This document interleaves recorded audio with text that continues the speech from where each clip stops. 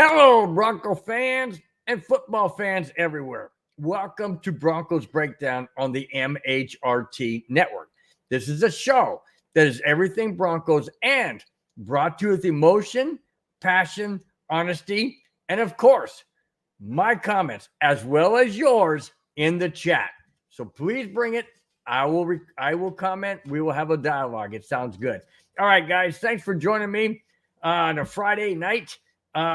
Wherever you may be tuning in, really do appreciate the fact that you're here. Always do welcome each and every one in. Positive, negative comments, doesn't matter. You don't have to be a Broncos fan. You can be any fan of any sport. Doesn't matter. Just glad that you're here. Thanks again, guys, so much. All right. Hope each and every one of you had a wonderful week. February is almost over. Can't believe it. Man, this year already is going fast. March is right around the corner. I can't wait for spring because in Southern California, we have been inundated with what they call the atmospheric river. It's been crazy rain constantly, just nuts. Anyways, all right, guys, let's get right into it. Thanks once again, each and every one of you for being here. Greatly appreciate it. Let's start out.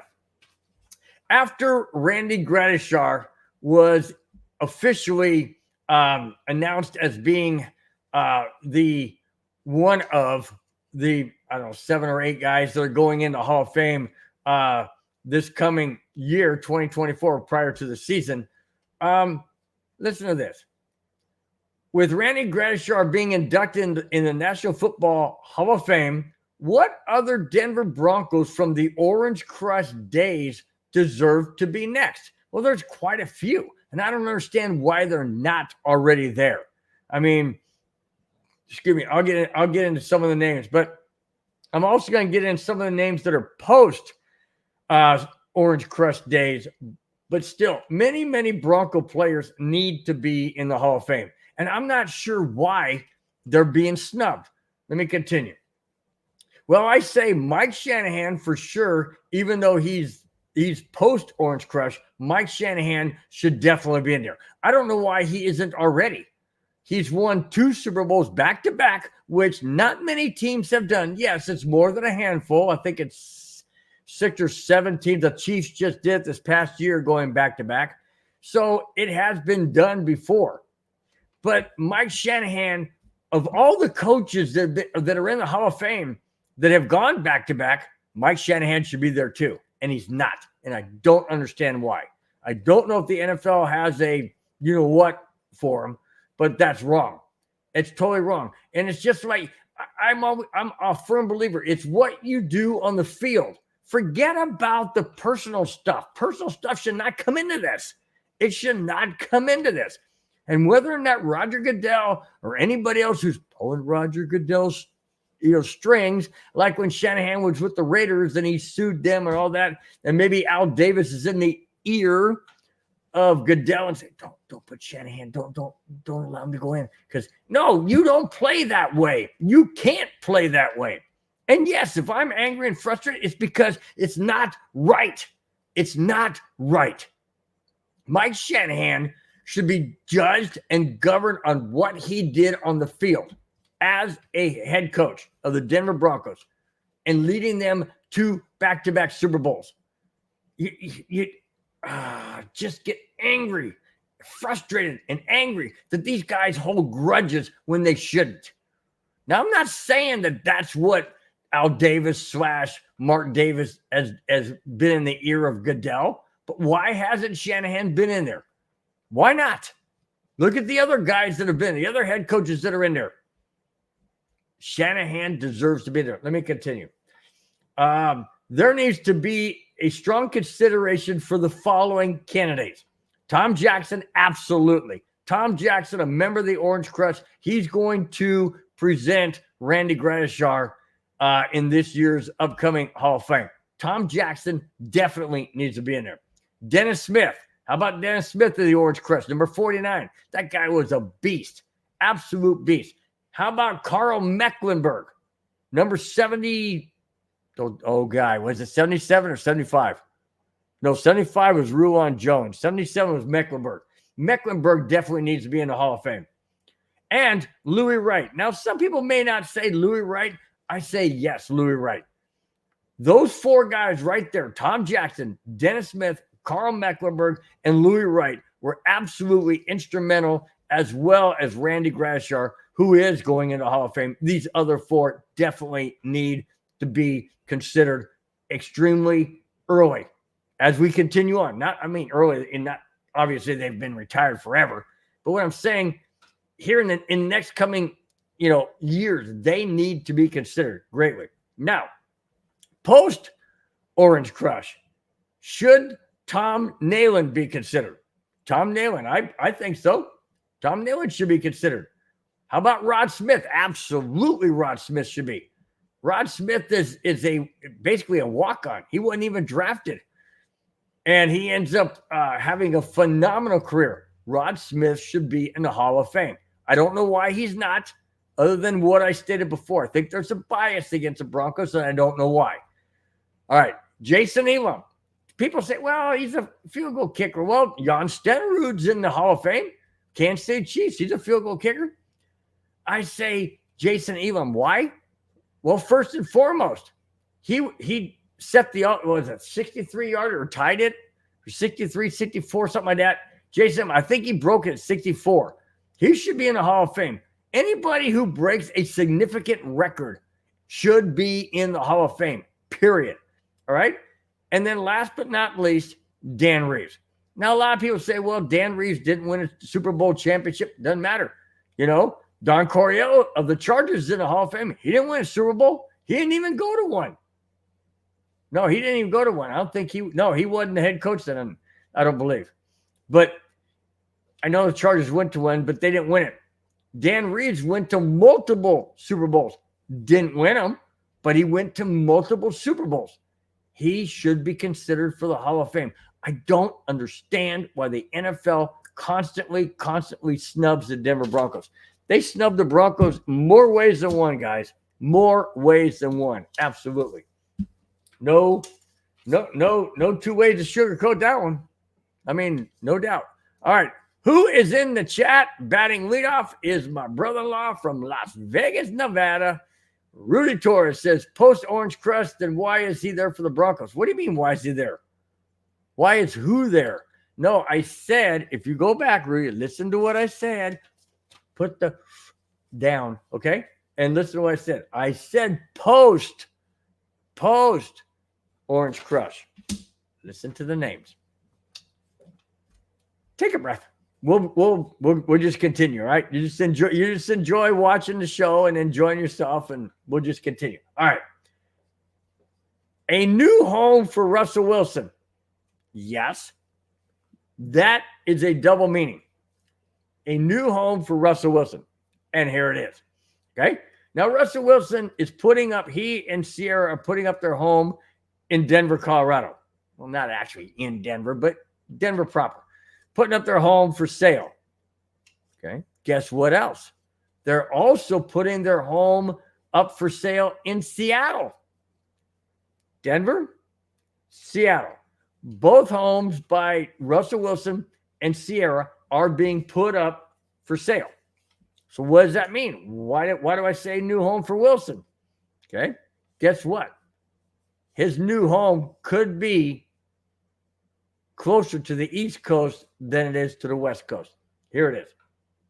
The Pittsburgh Steelers are in need of a quarterback, and after being linked to Justin Fields, they have turned their attention to and have been mentioned as a favorite to sign Russell Wilson. The odds of Wilson going to the Steelers initially was plus 1,400. Yeah, guys, plus 1,400. You have to put up $1,400 to win 100. Nope. Listen to this. It is now set at minus 110 as of last Saturday. What was a complete flip? Well, the Steelers need a quarterback. They just don't trust the guy they have. And Russell Wilson's already going to get paid bank from the Broncos. That's dead money on the Broncos side. So the Steelers could say, oh, you know what? We already know you're getting paid. We'll pay you $2.5 million. on top of what you're already getting. So yeah, it's a win-win for Wilson. Why not? He gets paid from the Broncos. He gets paid from the Steelers, and he gets a whole different outlook. Maybe he produces. Who knows? I don't know. But it doesn't matter. It looks like the Steelers are the front runner to land Russell Wilson if the Broncos are willing to part ways with him. And that hasn't happened yet. So we don't know, right? This all comes from NBC Sports. So we don't know if Russell Wilson's going to stay on the Broncos. It wouldn't surprise me if he did. Why would it surprise me? It wouldn't. Because who else do they have? Stidham? No, he's not viable. I'm going to get into some possible quarterbacks that the Broncos could get in free agency or whatever. I'm not sold on bringing in another bridge quarterback. And what I mean by a bridge quarterback is we have Stidham, and if we draft a quarterback, it's going to take him a good year or two to really materialize into the NFL structure, unless you're a Patrick Mahomes or Tom Brady. Well, even Tom Brady sat in the bench, but you know what I'm saying. So if we're in need of a bridge quarterback, why not keep Wilson? We're already paying him. I've mentioned this till I'm freaking Bronco blue in the face.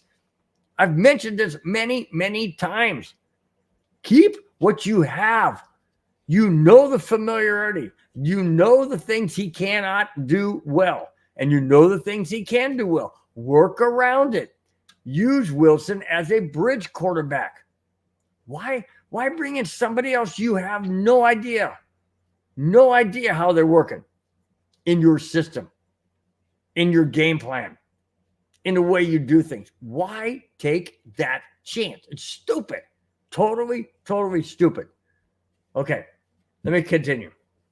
A lot of possibilities the Broncos are dealing with. It's the offseason, guys. I'm bringing in topics that are relevant to what's happening. It's just, it's all up in the air because it's still a work in progress, so to speak. All right. Possible wide receiver breakups. With the Denver Broncos needing to clear some salary cap space, the Broncos wide receiver core may be splitting up. Oh, here we go again. Putting these guys on the trade block just irritates me. Anyways, I continue. Courtland Sutton, Jerry Jeudy, and Tim Patrick are currently among Denver's top 9 salary cap charges per the 2024 season. Most likely, Tim Patrick is gone due to his injuries the past 2 seasons and no guaranteed salary remaining. Also, Jerry Jeudy could be traded with Courtland Sutton, most likely staying due to Sutton's stellar play this past season. And again, that goes back to the stellar play of Russell Wilson finding Courtland Sutton. So there's a chemistry there. Do you remove Russell Wilson and bring in somebody else that Courtland Sutton doesn't mesh with? Do you get rid of Courtland Sutton and keep a Russell Wilson who then probably won't have Tim Patrick or Jerry Jeudy or one or the other? It doesn't make sense to me. I continue. Sutton said, and I quote, "We all want to be here." We all meaning Jerry Jeudy, Tim Patrick, and Courtland Sutton. "We all want to be here when we turn it all around and we all want to be here when we turn it around and make this thing work. We can only do and only control what our controllable things are." End quote. I agree. You can't control what your bosses are going to do any more than I can when I'm working at the golf course. If my bosses say, "Hey, you got to do this, you got to do that," I don't like it. I may not like it. I may agree to it. I may not like it. But I got to do what they say or move on. And, I don't know. I don't want this receiving core broken up. Now, Tim Patrick, understandable. Okay, I'm totally understandable. He hasn't been on the field for last 2 years. Jerry Jeudy, yes, he has. Jerry Jeudy is a very precise route runner. And when Russell Wilson's running to his right and Jerry Judy's running his route like it's supposed to his left, Russell Wilson isn't going to see him, especially when Russell Wilson is like 3.5 feet I mean, 3 feet 5 inches. Not just kidding, but he's short for a quarterback. You're not going to see him. You'll see a Cortland Sutton because Cortland Sutton usually moves to where Russell Wilson is going. Totally different receivers. You know, Jerry Jeudy, in my opinion, I don't want him traded. I don't want him let go. I don't want Cortland Sutton gone. Tim Patrick, I understand. I love Tim Patrick, but he can't stay on the freaking field because he's had too many injuries. Okay, that's just the way his body is. You know, unfortunately. Totally unfortunately. All right, Kamani in the house. Batting second says, Bill, that is much, Bill, that too much having good sense to keep Wilson like you're talking about. It makes I think you're saying that makes too much good sense. There we go. Yeah, you know, I mean, like I said, Kamani, what does it matter to keep Russell Wilson? You're going to pay him anyways. He already knows the system. Sean Payton just needs to adjust. Russell Wilson needs to adjust. And it makes perfect sense because if you're already paying him, why let him go to some other team and come back and bite us in the backside? I don't like that. I don't want it. I don't like it. I don't see the reason for it. Even if the Broncos draft a quarterback this coming draft in April, okay? We're on the verge of March, so that's basically a little over a month and a half away. Why not keep Russell Wilson? Because if you draft a quarterback anyway, he's not going to start.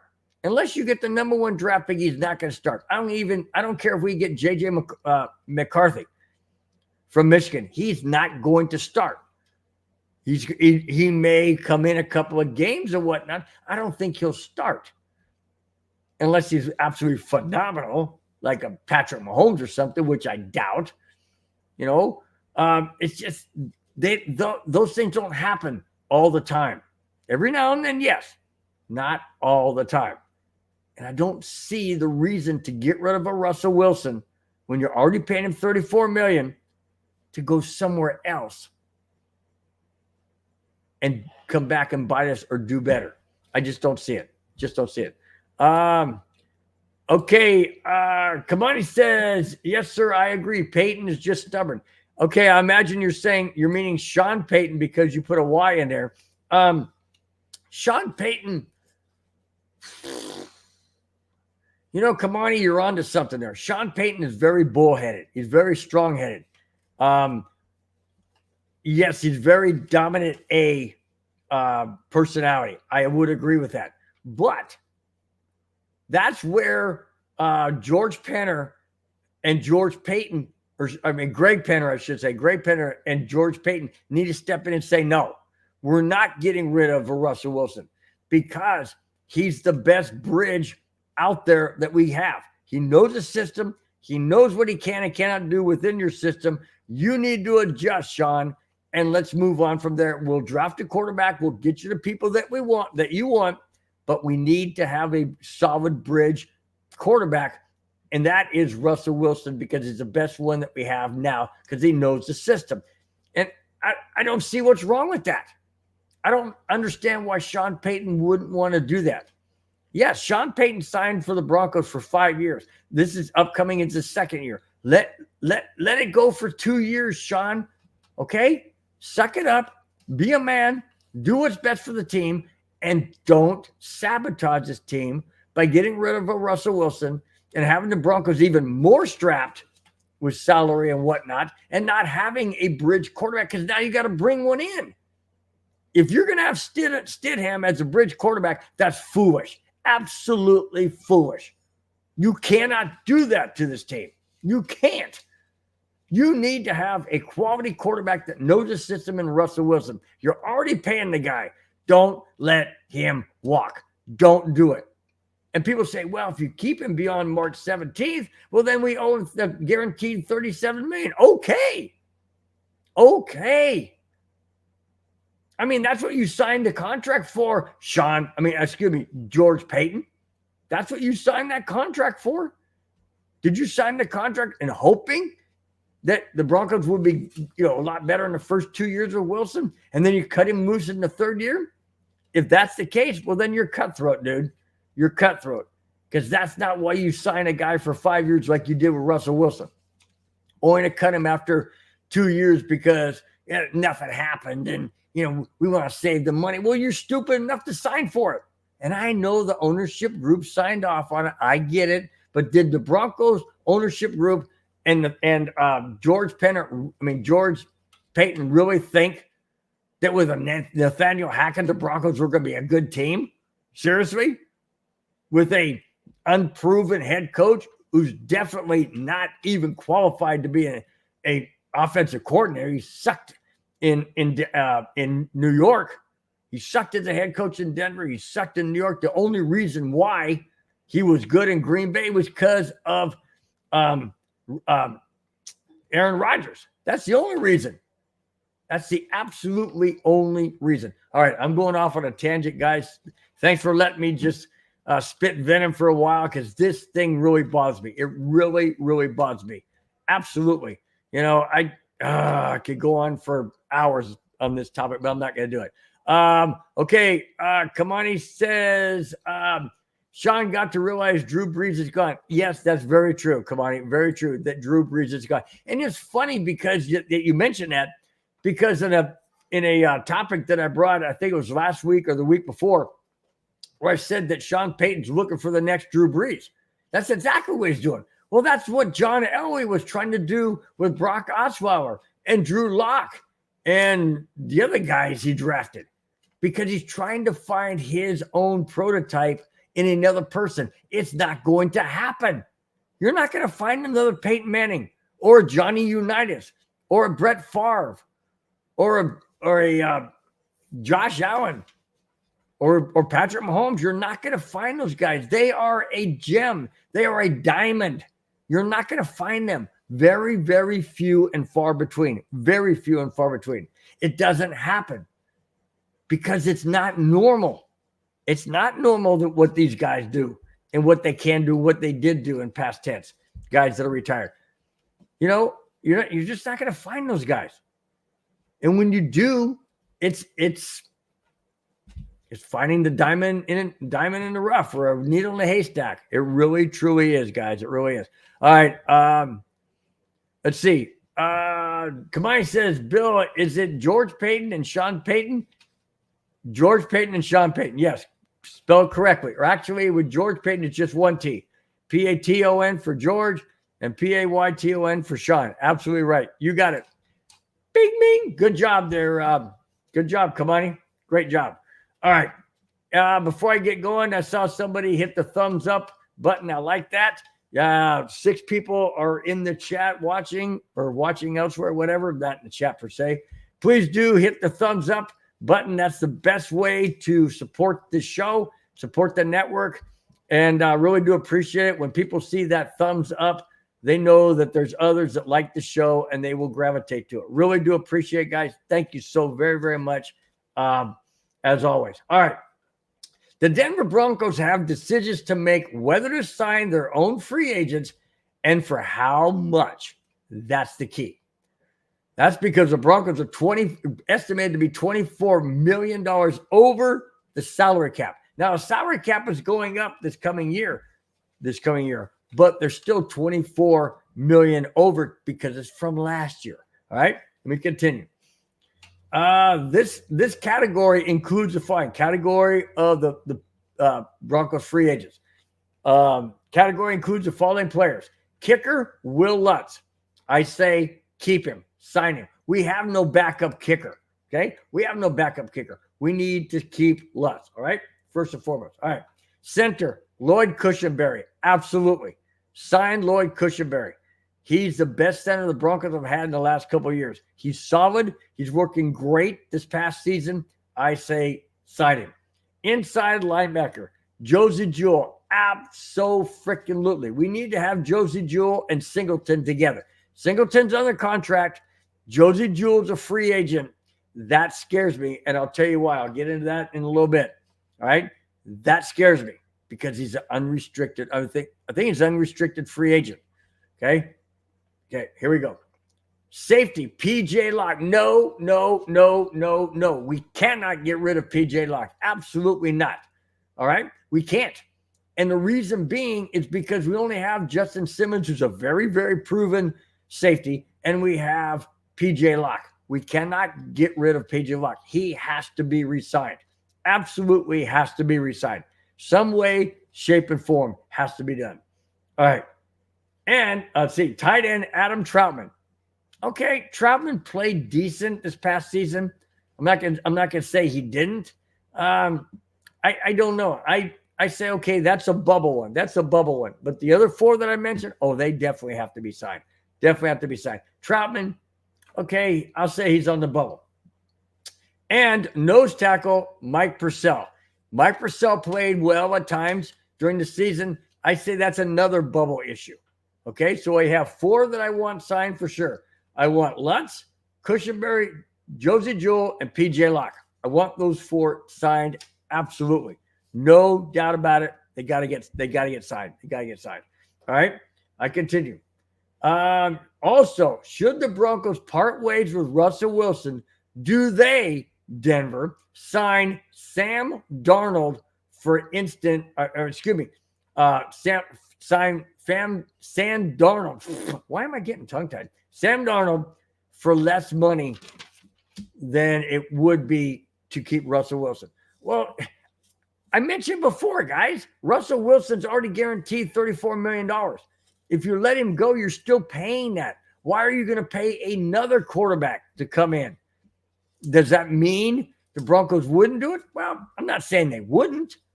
Sure, if they really think that Sam Darnold is the reason that Russell Wilson didn't work with Sean Payton, okay. I just don't know. He doesn't know Sean Payton. Sean Payton doesn't know him. Sean Payton knows Russell Wilson. Russell Wilson knows Sean Payton and the system and the game plan and the playbook. I'm not saying that Sam Darnold couldn't. I'm just saying I don't know. I don't know if it'd be smart to bring in another bridge quarterback. I don't know about that. I'm not sold on that. I'm absolutely not sold on that. And this whole offseason stuff with Russell Wilson, and should we do this? Should we do that? Do we bring in this guy? Do we bring in that guy? Do we cut this? Oh, it's driving me insane. Because just make up your freaking mind. Just make up your mind. How difficult is it? Okay, you got $34 million on the table that you're going to give Russell Wilson anyways.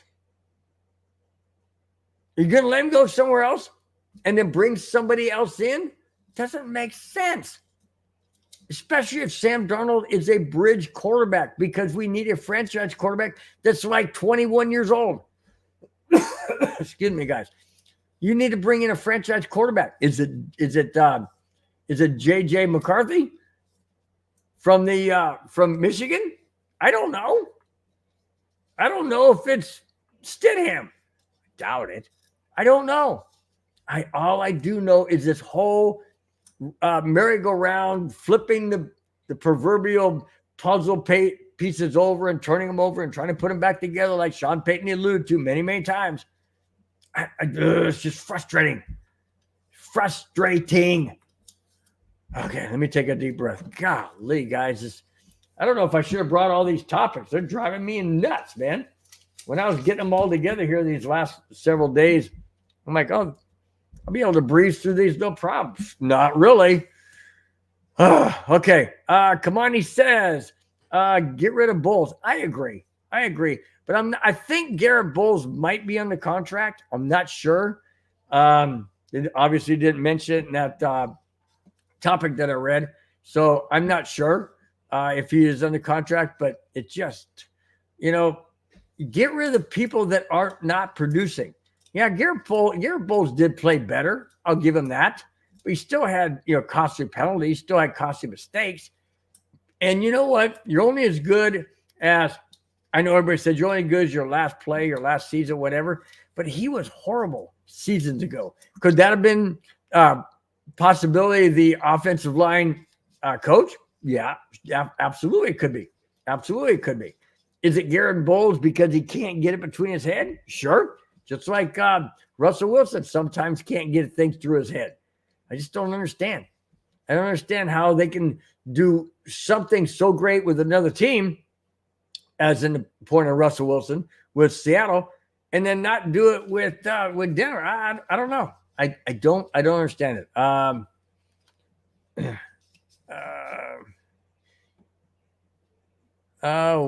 Let's see. Kamani says, what's the cornerback that was getting beat sometimes and used to get penalties at the wrong time? I think his name was Marino. I might be spelling his name Marino. No, Sean Marino's a running back. That was years ago. I don't think it's Marino. I know who you're talking about. I can't think of his name right now. Anybody else in the chat that can come up with that guy's name? I can't think of his name right now, but I know who you're talking about. Yeah, he got beat bad. He got beat extremely bad. And yeah, and that's probably why he's not in the Broncos anymore. Oh, Kamani is absolutely throwing a barb and a dagger at Sean Payton. Absolutely a dagger. All right, Kamani, let's talk about this for a little bit, all right? Let's just, me and you have a little good chat here. Speaking of chat, have a little good chat here in the chat. Kamani says, I say if we don't make the playoffs this coming season, get rid of Sean Payton. What? Hang on a second, Kamani. Hang on. Time out, Kamani. Time out. Slow down. Take a breath. Sean Payton had only been the Broncos head coach for 1 year with a Russell Wilson that everybody knows did not fit into Sean Payton's way of doing game planning and doing games, structuring games or game planning and the playbook and all that. And Russell Wilson can't grasp the verbiage that's in there. So he had to dumb down the verbiage so that Russell Wilson can get it. So is it really Sean Payton or is it Russell Wilson? I say it's a combination of both. Sean Payton has his way of doing things. Let's say Sean Payton has a mindset of an engineer and Russell Wilson has a mindset of a commercial laborer. Okay, he can get it done. Just give him the basics. Give him the basics. He can get it done. As an engineer, you're thinking about the bigger picture. You're thinking about everything that entitles. That to me is not Russell Wilson. Okay, we've seen that, and that's not the case. All right. So is it a combination of two? In my opinion, absolutely yes. What you're asking, though, Kamani, is should Sean Payton be let go at the end of the 2024 season if the Denver Broncos don't make the playoffs? I say absolutely 1,000% no. Absolutely not. And the main reason why is it's not Sean Payton. You give Sean Payton the correct, I shouldn't say correct. You give Sean Payton the right quarterback, the right fit, the right coaching staff, the right offensive line, the whole defense, everything. Well, yeah, I know what I'm saying, guys. I'm shooting for the stars. I'm falling back on the moon. I understand that. You can't have the best offense and you can't have the best defense and the best. You can't.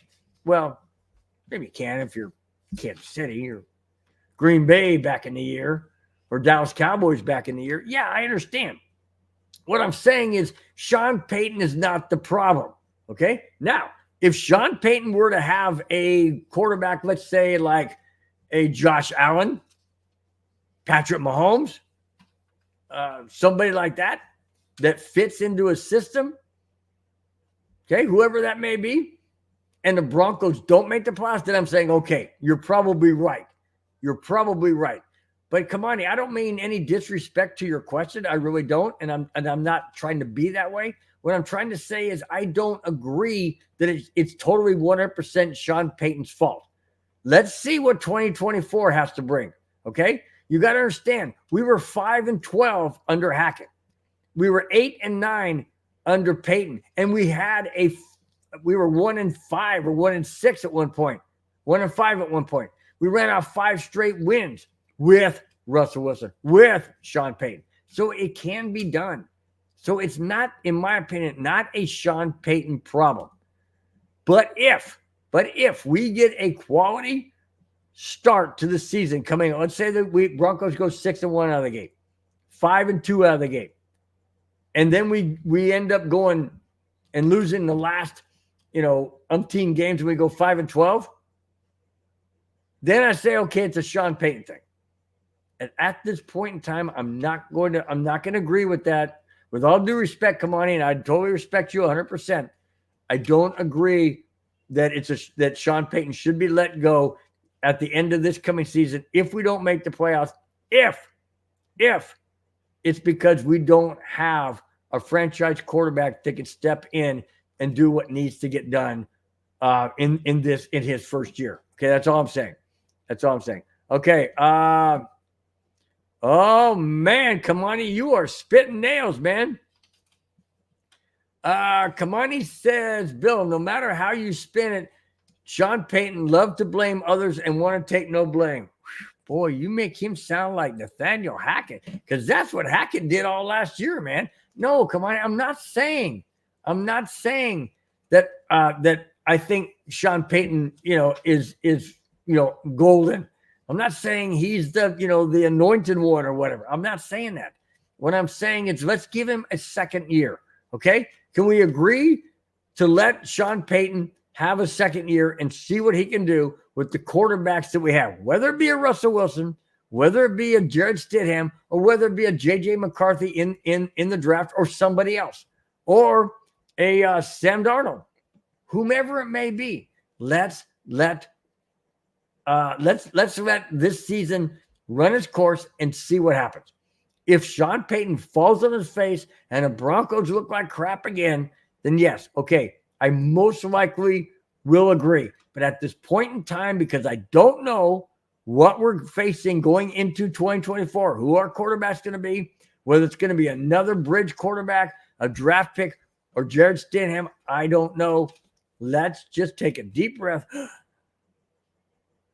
and exhale and say, okay, let's just let the offseason run its course, see where we go, see where Russell Wilson ends up, and go from there. How about that? I say that's a good way to go. All right. D-Rock is in the house. D-Rock says, Big Bill, Simmons and Locke would be the saving grace we need on defense. Ironically, you came in at the exact precise time. Look at the next topic. Simmons and Locke. There you go. Way to go, D-Rock. Man, you must have ESP or telepathy or whatever they call that thing that you get that makes you know what's coming up in the future. You nailed it, D-Rock. The topic of the show is Simmons and Locke. Are they he didn't put Madungus didn't put this. I'm saying Simmons and Locke, are they the new dream team? Here we go. Denver Broncos ownership and Sean Payton are not willing to let Justin Simmons leave. Therefore, the answer is to redo his contract so that he returns to the Denver Broncos for 2024 season. PJ Locke, however, is set to hit the unrestricted free agency market. Oh, no. No, we cannot allow PJ Locke to leave. We can't. We cannot allow PJ Locke to leave. No way, shape, or form. Here was the reason. Denver would love to bring him back, but after Locke playing for $1.4 million in 2023, his market value would be in the neighborhood of $4 to $6 million per year. Is Denver willing to pay that, given Locke has yet to play a full 17-game season? I say I don't give a frosty you-know-what if Locke hasn't played a full 17-game season. We cannot afford to have PJ Locke walk. We can't. Okay? These guys meaning the ownership group, they have the cash. They have the money, the dinero. They have it. They have the euro. They have whatever you want to call it. They have the greenback to finance Drew Locke. Oh, where'd that come from? PJ Locke. They have the wherewithal to sign him and pay him that money. Yes, the Broncos are in salary cap hell. I understand that. But there's ways to work around it. You restructure contracts, like you restructure Justin Simmons' contract. You restructure Josie Jewell's contract. You restructure any number of contracts. Restructure them so that the Broncos lower that salary cap hit, and allow themselves to re-sign and keep a PJ Locke. We cannot allow him to leave. We traded away, who was that other guy? The one that kept getting suspended by the Broncos. God, I can't remember his name now because it just irritated me that he did that so much. And kept getting fined and kept missing games because he was suspended and all that. Anyways, he went to Houston, so whatever. But I'm just saying we cannot lose a Justin Simmons, which we're not going to, heaven forbid. And hopefully we don't lose the PJ Locke. We cannot. Those two guys are the number one safeties in the entire. When those two guys are on the field, they're the best 1-2 punch safeties in the entire NFL. No doubt about it, hands down. And then when you put in a Patrick Surtain, which I'll jump to, I was going to save him for a little bit later, but I'll jump into him now because it's relevant to what we're saying. So you have a PJ Locke that the Broncos need to hang on to, and then you have Justin Simmons, who the Broncos already are keeping under contract, and they want to restructure it so that they can get underneath underneath more or less of that salary cap hit. And then you got to sign a PJ Locke. You can't let him walk. You can't. And here's what I'm going to say about Patrick Surtain. Okay? Here it is. You have a Justin Simmons who is a shutdown safety. You have a PJ Locke who came into his own this past season. Okay? That being said, there's been talk about Patrick Surtain in a trade in the draft so that the Broncos can move up and get their quarterback, quote, franchise quarterback that they desire. I say foolish. Do not get rid of a Patrick Surtain. He's the best corner in the entire NFL. Hello, guys. 32 teams, multiple cornerbacks on each team. Patrick Surtain is the best of the best in the league, period. And I'll prove it. Don't trade Surtain away to anyone. I don't care if it's the number one draft pick in the draft for a quarterback. I don't care because you don't know what you have in that quarterback, but you do know what you have in Patrick Surtain. And defense wins championships. Defense wins championships. Period. Go back and look at the Broncos Super Bowl 32 on John Mobley knocking down that pass on 4th down for Brett Favre. Defense wins Super Bowls. You had Steve Atwater making a tremendous hit on a deep pass that could have tied the game. Defense wins championships. Period. Say what you want. Defense wins championships. Here's why I love Patrick Surtain. Here's why I never want to get rid of him. I want him to retire as a Denver Bronco for life. Here's why. Everyone in Broncos country, as well as the NFL, knows how good PS2 is. In fact, last season, he only missed 4% of his tackles. 4%. Period. He deflected many. He shut down the number one wide receivers across the league. It's the best rate.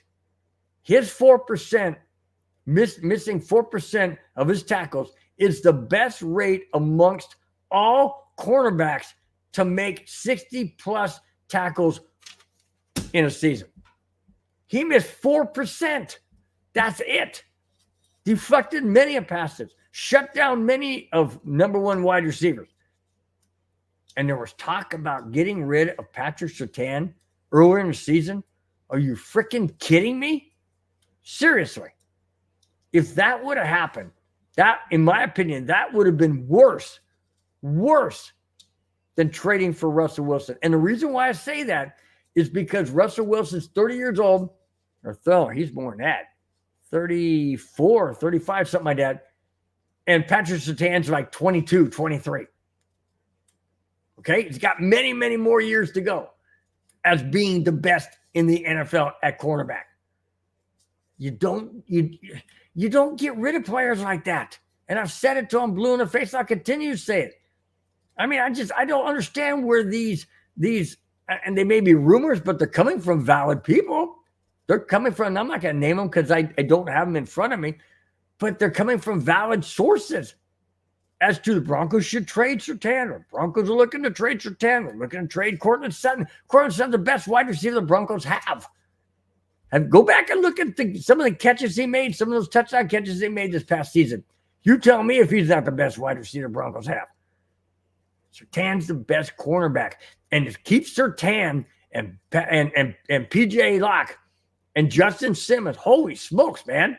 That defense is going to be absolutely shut down solid in the secondary. And then you bring back Josie Jewell. Don't let him go. You already got Singletary at linebacker. Yeah, guys, this is a team that is building up. Don't tear it down. Don't tear it down. Whatever you do, you can't do that and expect this team to not go into a complete rebuild, which is not what Sean Payton signed up for. And it's not what George Payton wants. And I dang sure bet my bottom dollar it is not what this ownership group wants. So you can't go down that route. You can't. And if you do, you're foolish. Absolutely foolish, and you're destroying this team. And you're not going to just destroy it for 2024. You're going to destroy it all the way late into the late 2020s, without a doubt. Without a doubt. And guess what? Sean Payton won't be around to see it either, because he'll bail out long before then. He did it in New Orleans. Why wouldn't he do it in Denver? All right. Let's see. D-Rock. D-Rock says you only have ESPN Plus, meaning what? I don't know who you were talking to, but if you only have ESPN Plus gets a lot of games, man. I don't know if you're into hockey, but I can watch every single Avalanche game. I can watch my favorite baseball team, the Chicago Cubs. I can watch them on ESPN Plus. They got a lot of stuff. They got golf on there. Yeah, you're right. They don't have the Broncos, but sure wish they did. But the NFL is not going to put it on ESPN Plus. I guarantee they're not going to do that. Not going to do that. All right. Okay. Speaking of Josie Jewell, like I mentioned, with keeping him on the team, and he's under contract, or not under contract. I'm sorry, he's a free agent. Let me get into that. The Denver Broncos are expected to meet with Josie Jewell's camp, according to 9 News Mike Kliss out of Denver. Josie Jewell delivered a versatile season to help the Broncos defense rally after a horrible start. He totaled 108 tackles, 2 forced fumbles, and 3 fumble recoveries. It remains to be seen if the two parties will work out a deal to keep Jewell wearing the Broncos orange and blue next season. I sure hope so. Absolutely, I sure hope. Now, I know Josie Jewell wants to get paid. He definitely wants to get paid what he's worth, and I can totally agree with that. Why not? Why not? But to lose Josie Jewell next to Singleton on the Bronco defense is gonna cut that middle linebacker in half. Not the linebacker, but cut the middle linebacker position in half. Because Josie Jewell, with the stats I just gave you, with Singleton, those guys are solid in the middle linebacker spot. And I don't want to see Josie Jewell gone. Like I've mentioned before, I don't want to see any Denver Bronco gone to another team. I just don't. I don't want to see it. Why would I want to see that when they've been so good in Denver? And I know it's a money issue, it's a salary cap issue, and it's a what have you done for me lately issue, and an injury issue, and all that. I get that. I totally understand that. I understand it. All I'm saying is I don't like it. Okay? There's a difference. I understand it. Doesn't mean I have to like it. And I don't. All right. Texas Hockey Cards.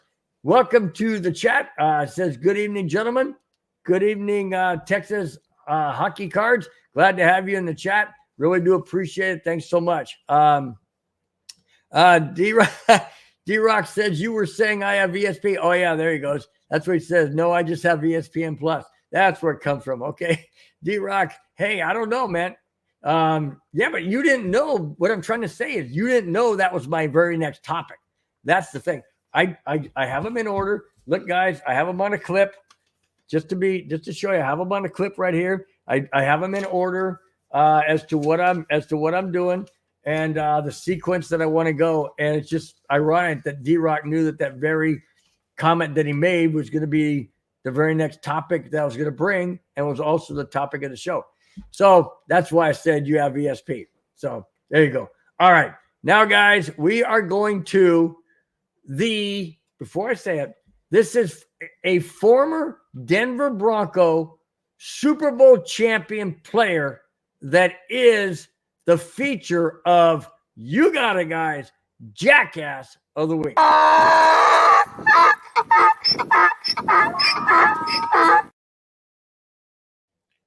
Former Denver Broncos player Tim Frequent Flyer McGuire. Yes, he was on the 49ers as well. He won 2 Super Bowl championships with the 49ers. He won Super Bowl 32 with the Denver Broncos. Tim Frequent Flyer McGuire is now wearing a different uniform. Here it is.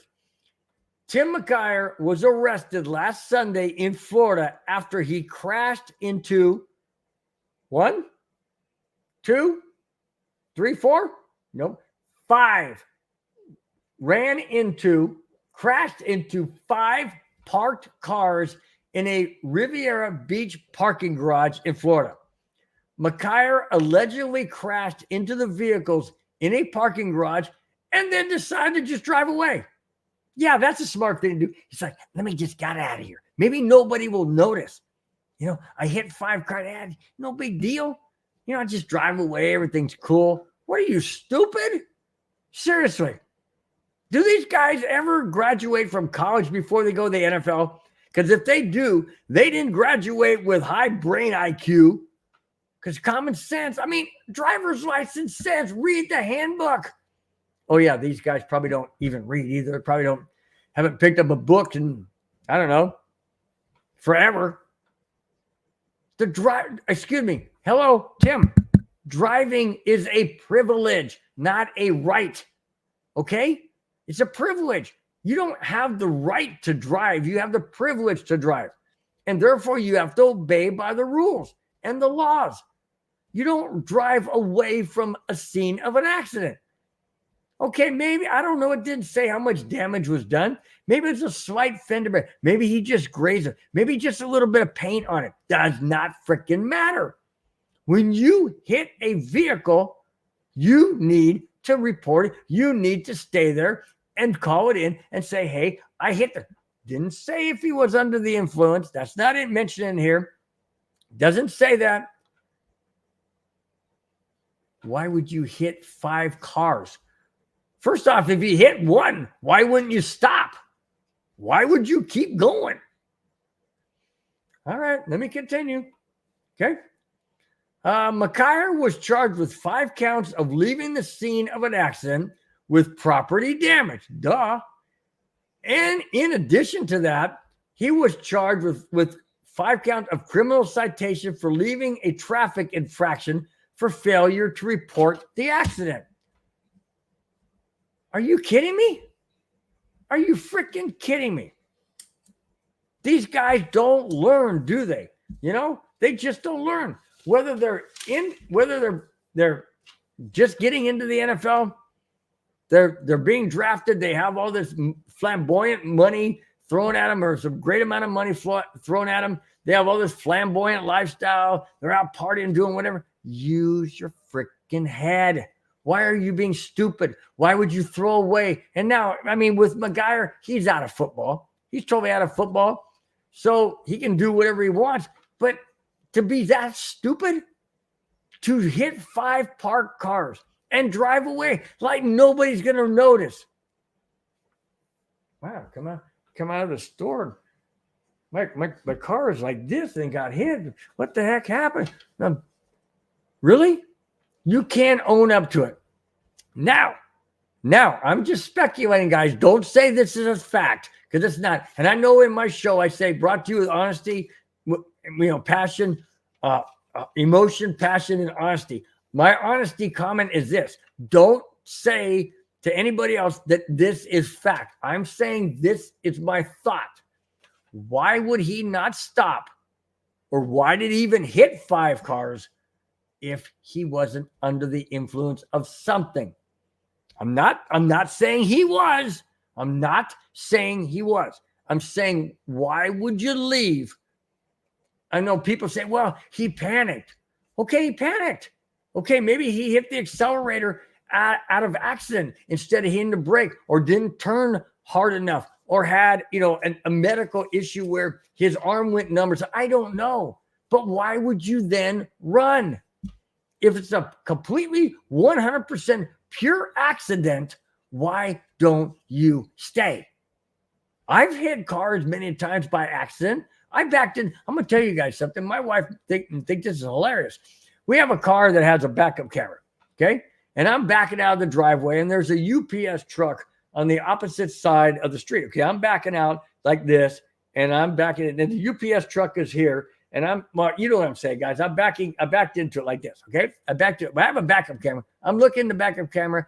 I don't see him because apparently he pulled up behind as I was backing out. I didn't see him. Parks across the street. I then look at my side mirrors. Don't see anything. I back in, and guess what? Ended up backing into the front of the UPS truck. And I get out, and I'm like, oh my gosh, what did I hit? Never saw the guy. I get out, and I'm like, oh my gosh, dude. I run over there. Hey, you okay? He was inside the truck. He got, kind of swayed back and forth. Didn't hit him hard, maybe about 3 miles an hour. But it jarred the UPS truck. Jarred me and my wife, I'll tell you that, because I had no idea that was there. But what did I do? Did I immediately put it in the drive and take off? No. I got out. I looked at the car, and I'm like, got a little ding, a little scratch, a little scratch about that long, on the front bumper or whatever. Looked at his truck. Always got that steel bumper. The friend didn't do nothing to his truck. I said, hey, you want my information and all that? He's like, nah, no big deal. Didn't do any damage to the truck. I'm not worried about it. He goes, I said, well, if you want my information, I'll give it to you. You can send it over to your, your UPS manager or whatever. And we'll go from there, and, let my insurance take care of it. He's like, nah, ain't nothing wrong. But I didn't run. That's the thing. I had nothing to fear, and just me and my wife going out to the store, going wherever we were going. And I backed right into it. And she's never let me forget that. Every time I back up, she goes, be careful. It might be a UPS truck back there. I'm like, oh, yeah, thanks a lot. Really approved. Thanks, babe, for having my back with a knife. Hey, it happens, but you don't run. And that's the point I'm trying to make in regards to Tim McGuire. You don't run unless you're fearful of something. That's the issue that didn't come out, or the reason or whatever hasn't come out. Very, very interested to see why he ran. Okay. Oh, snap. I love it. Texas hockey card says he thought it was a bumper car wreck. Yeah, touche, man. Touche. That was classic. That's good, Texas HC. I love it. That's good stuff right there, man. That's good stuff right there. Hey, you lightened up the mood. You lightened up the chat. Great comment, man. Great comment. All right. Here's a feel-good story. All right. And it comes on the heels of a very, very sad situation, a very sad tragedy. But it's a feel-good story because of what this NFL player did. We all know that there was a tragic death and shooting at the Chiefs Super Bowl celebration parade. And a dear lady, not dear lady that I know, dear lady to the Chiefs community lost her life. Let me give you that feel-good story. Here it is. When Lisa Lopez Galvin was shot and killed at the Chiefs parade, her family members said they wanted to bury her in a Harrison Butker jersey. Now, in case you guys don't know, Harrison Butker is the Kansas City Chiefs kicker. Okay? That was her favorite player. However, they were having a tough time finding a jersey, that is. Finding a jersey. So the family members took to social media asking for help, and Butker received word of their request. Butker said, and I quote, "Hearing that she, Lisa, was a fan of our shared Catholic faith, I am honored to provide a jersey to the family to the family for her to be buried in, end quote. Wow. Wow. Talk about a feel-good story. Yes, a very, very tragic situation. But when somebody is touched and moved, like kicker Harrison Butker, to be able to give one of his own jerseys to the family so that their beloved Lisa Lopez could be buried in her favorite player's jersey is absolutely commendable. Does Lisa know anything about it? Absolutely not. Unfortunately, she does not. But what the family knows is that Harrison Butker, in my opinion, will always be their favorite player for what they did for their beloved daughter, wife, mother, family member, community member, whatever it may be. Harrison Butker did the right thing and did a very, very commendable thing by honoring the family's wishes so that Lisa Lopez could be buried with her favorite kicker's jersey. My hats off goes to Harrison Butker for stepping up and doing that. Just tremendous act of compassion and tremendous act of support for the family. And the family's grieving. The entire community of the Chiefs organization is grieving. Even to this day, it's only been a couple of weeks, and it's the outpouring for this family continues. And no, I'm not a Chiefs fan, but I am a fan of humanitarian gestures, like a person like kicker for the Kansas City Chiefs, Harrison Butker. Thank you so much, Harrison, for stepping up and honoring these families' wishes to do the honorable thing and giving your jersey to that family so that Lisa Lopez could be buried in the uniform of the player that she absolutely was her favorite. Thank you once again. Really do appreciate it. All right. What do you mean I need a tan, Rudy? I took my hat off and Rudy says I need a tan. Well, I'll tell you what, I can do a tan better now. I just go dark like this. How's that? Is that a lot better? Now when I take it off, it's not so dark. I mean, not so bright, huh? See, I can just adjust my lights, dude. Maybe I do need to adjust them down. All right, there you go. I don't need it. I don't want to get a tan because if I were to get a tan, I've already had issues on my face and arms and shoulders of, it's been malignant skin cancer, but they've been there and they've had to burn them off. I had one on my stomach and my thigh and one up on my on the top of my head, right up in here. I don't need any more of that tan. No, stay out of that now. No, I don't do that anymore. I'm 65 years old. I don't need to be tan. I'm not going to be any darker than I was born. So why try and be? What can I say? All right, guys, I got the very last topic, and I know you guys are all cheering. Yay, hey, no, it's all good, guys. Very last topic of tonight's show. Thanks once again, guys, everybody for being in the chat, for watching the show, commenting. Really do appreciate it. Very last topic is this. The 49ers not only lost Super Bowl 58, but they set an NFL record, not just for the Super Bowl, but they set an NFL record, period. But it came in Super Bowl 58. Here it is. This past Super Bowl 58, the 49ers set an NFL record, but not in a good way. The 49ers led the Chiefs 16-13 with 11:22 left in the fourth quarter. They also led 19-16 with 1:53 remaining in the fourth quarter. Then they led 22-19 in overtime before the Chiefs won it with a touchdown. The collapse marked the first time in NFL history where a team lost after leading twice in the fourth quarter and once in overtime. This is all courtesy of Sports Trader. Wow. I never knew that. I never knew. But see, there hasn't been that many overtime games. Seriously, in the history of the NFL, hasn't really been that many overtime games. But that's the first time in NFL history where a team lost after leading two times in the fourth quarter and leading in overtime and losing. You know what? I just happen to think of something. I don't know if that record is ever going to be broken. I don't think that record will ever be broken. It might be like one of those weird records like DiMaggio, 56-game hitting streak. That'll never be broken. A lot of people thought Hank Aaron's, what's his name?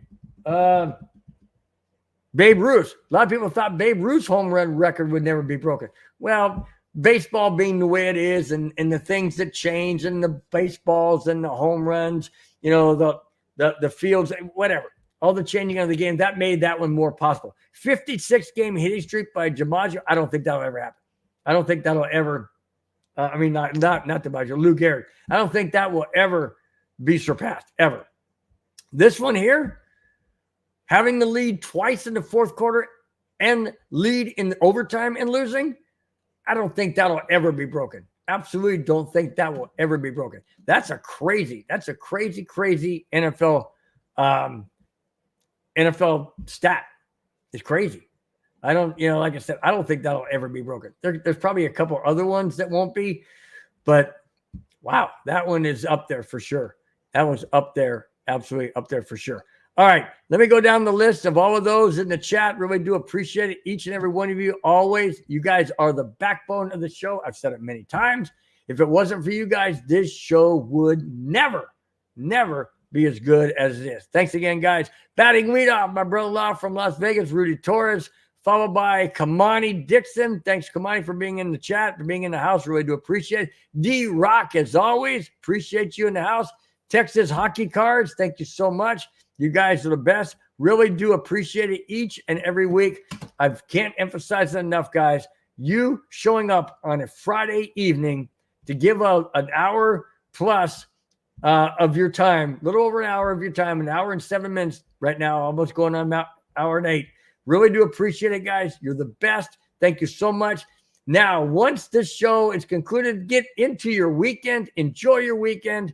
Have a wonderful Saturday and Sunday. Once again, guys, thank you so very much for being in the chat, being in the show, watching this crazy nut every single Friday on Broncos Breakdown 5, 6, 7, and 8. Until next Friday, guys, take care. Have a wonderful weekend. We will talk to you then. Till then, guys, take care. Bye-bye. Fast lane when I pass in the street, bag of money in the passenger seat. Simcoe's been asking for me on the road from the west to the east. Way up, I might never come down, cause the coast racking up the flight miles. So high, I might never come down, so what, this is my lifestyle. Wait a minute,